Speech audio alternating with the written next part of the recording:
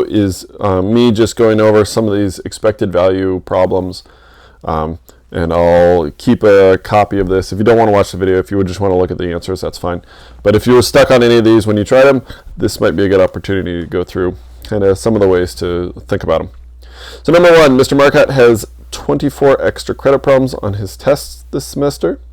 If each question is worth 5 points, has 4 possible answers, what is the expected value of the number of points you should collect if you randomly choose an answer on each problem? So let's just do, for example, there's like an A, a B, a C, and a D. So multiple choice test question, and let's say this is the correct one, right?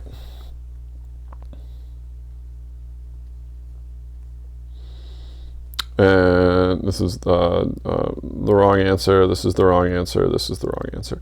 So the only way to get points would be to select question A. But we'd have to figure out what the probability of selecting A is, right? Because if we randomly choose an answer each time, then it's going to be randomly right. So we can figure out what is the probability that we get correct. Well, that we choose A, well, it's 1/4. And then we multiply that by the value. In this case, it's 5 points. And then we're going to take that and we're going to add that to the probability that we choose one of these other wrong answers. And then we multiply that by how many points? 0 points, because we get 0 points for all those wrong answers, right? So 5 times 1/4 is 5/4 plus 0, which if you put as a decimal is 1.25. So the question here is, if there are 24 of these sort of problems throughout a semester, how many points would you get how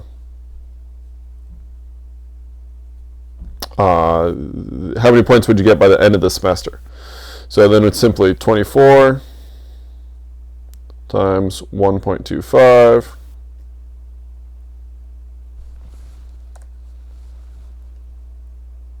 there we go. A quarter of 24 is 6, so it's 24 plus 6, so it's about 30 points.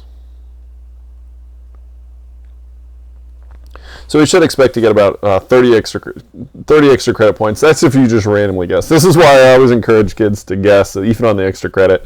They're like, oh, I have no idea. Well, yeah, but you're throwing away 30 points on average. Some people might be throwing away more if you get lucky, and some people might be throwing away less if you get unlucky, but on average, that's 30 extra credit points that you're just wasting. You're just down the drain. Sally has a spinner game. Here are the rules of the game. The player pays $2 and spins the spinner, so it costs $2 each time. If the spinner lands on an 8 or a 1, the player wins 50 cents. So these ones get 50 cents.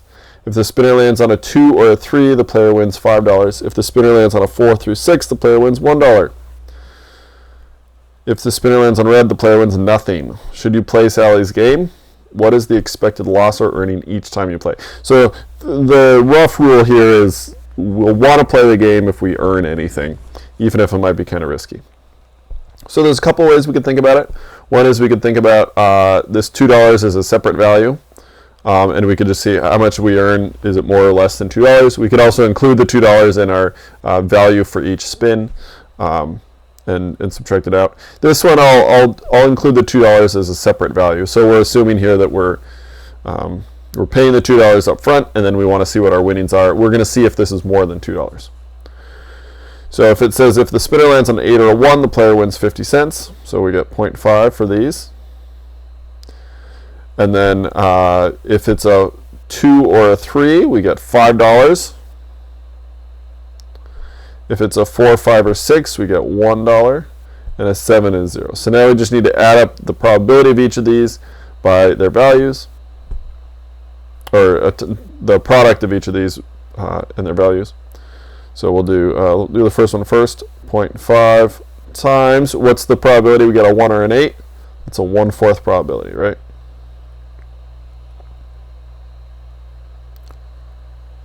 Plus 5 times, did I say 1/4? 5 times 1/4 plus there's 3/8 probability that we'll get 1, right?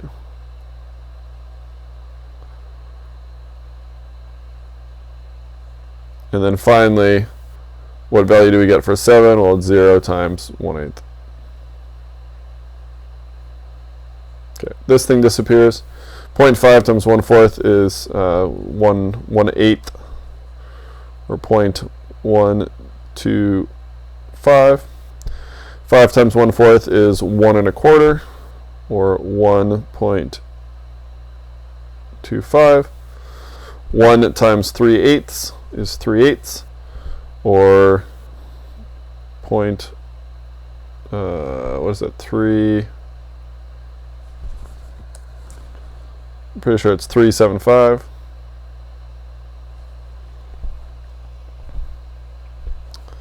And then finally, 0 times something is 0, right? So we just add up all these things.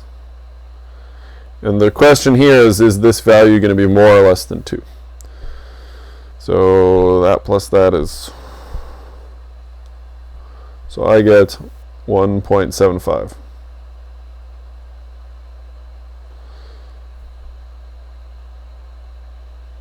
So each time you play, you expect to win back $1.75. Well, if it costs $2 each time you play, then you're going to lose about a quarter every time you play. What is the expected loss or earning each time you play? Well, it's negative 0.25. So no, you should not play. All right, let's try another one. Classic roulette table. Roulette is a game with 37 possible values. American roulette's worse because there's 38 possible values. So the house gets even more money. But let's say you're doing a classic roulette. So there's 37 possible values. In the simplest way to play, every value can be bet upon.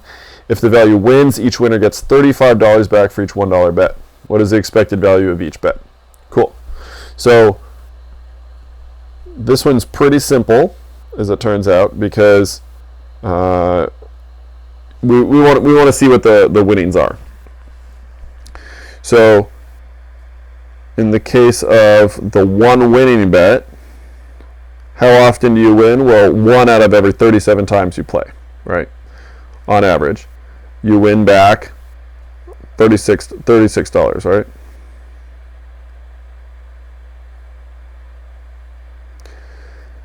And then we're going to add that to the probability of losing, right? So it's 36 out of 37 times 0, because you get $0 in this case. And again, I've ignored the fact I have to lose $1 just to even play. So it costs $1 to play. This is the winnings. So for every $1 I spend, how much money do I make back? Well, this thing becomes 0. I get back 36 out of 37, which is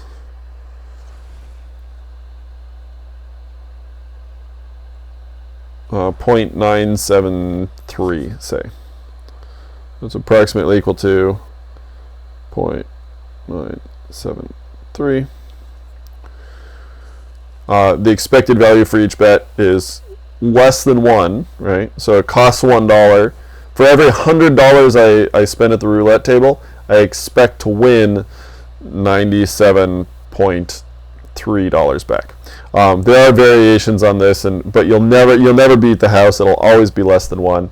On average, you'll lose more than you gain. The way gambling houses do it is they have the one big winning bet. It seems like you've got a ton of money, right? So you win once out of those 37 times, and you're like, yeah, I got all this money, hooray, and it's exciting, it's this rush. And human brains are really bad about evaluating risks and rewards, right? If you're like, oh, it's only $1 to play again, only $1, only $1, only $1, only $1, and then you get $36, you're like, whoa, big money, big score, right? This can be deceiving in our brains when we play it over and over again, because we get the big rush and we go, whoa, yeah, I'm winning lots of money, whereas you feel like, oh, you're only losing a little bit each time you play. So we're bad at evaluating overall risks, which is why the casino makes so much money. You're approached by a friend and asked to invest in his business. He knows that his business has a 30% chance of failing and you'll lose your money. If the business succeeds, though, he will pay you back 3 times your investment, should you invest. Okay, this one's tricky because I didn't put a number, so a lot of people have trouble with this. But we can make up a number. Let's say we'll say it's $100.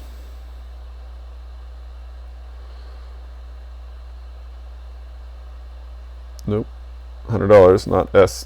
There we go. Good enough. So there's $100 you invest. We want to know how much you'd get back if you invested $100. Well, same sort of deal. We want a probability. 0.3 times 0. So the probability of failing is 30%. We're going to add that to the probability of succeeding, which is 70%, or 0.7. In this case, we're going to make 3 times your investment, right? So how much do you earn back? You get $300.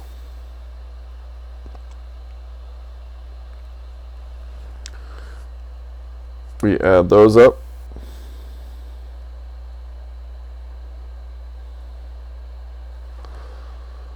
You should get about $210.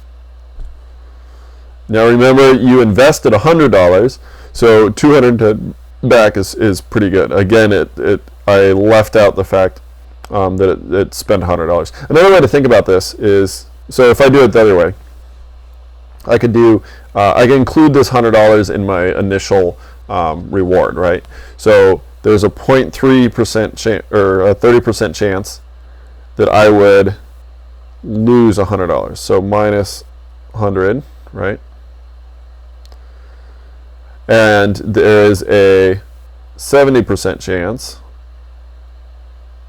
that I would get, not only that I would get $300 back after I paid $100, right? So I'd get $200 here. If you do this calculation, you should come up with the exact same thing, right? So 0.3 times negative 100 is negative 30. And this thing is 7 times 200 is or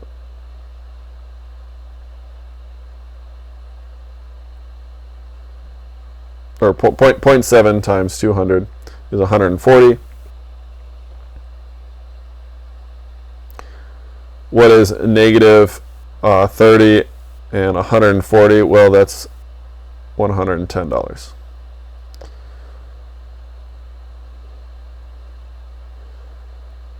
So this is your net rate.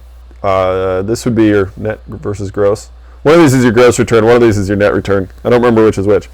So if I spend $100, I expect to get $210 back, right? But this 110 means this is the amount of profit I expect to make, $110.